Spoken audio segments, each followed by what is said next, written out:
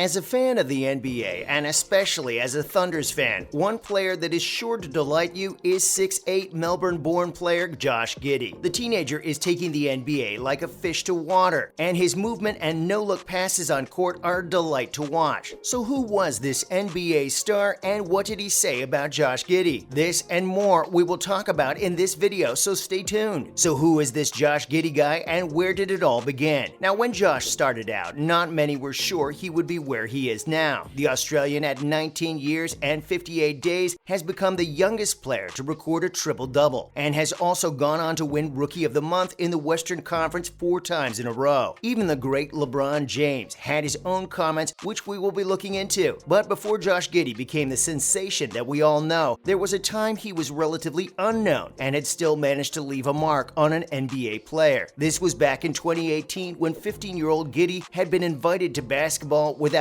Borders camp. He had left a mark on his mentor, Caris LeVert, who Giddey said was the first NBA star he ever spoke with. He said he was big on believing in me and my potential. Hearing that from an NBA player did a lot for me in terms of self-confidence. Well, you can say that his confidence is now very much on display now. Let's take a peek at Josh's stats in his rookie season with the Thunders and what LeBron had to say. As you know, this guy was selected as 6th overall pick by the Oklahoma City Thunder and has gone on to win the NBA Western Conference Rookie of the Year 4 consecutive times. His game stats in the NBA just before his injury were simply amazing, and he definitely caught the attention of a rival NBA player. Josh posted solid figures in major statistics throughout the first half of the season, which saw him win multiple rookie awards before a hip injury that ended his season. Standing at 6'8", a major part that contributed to his success is his rebound. Josh recorded an average of 7.8 rebounds per game. The teenager dominated the glass in this year's Summer League, scoring doubles-doubles. Giddey finished the season ranking 4th in his position in the NBA, just shy of 8 per game. The 3 players ranked ahead of him were all-star guards. Luka Doncic led the NBA guards in rebounds with 9.1.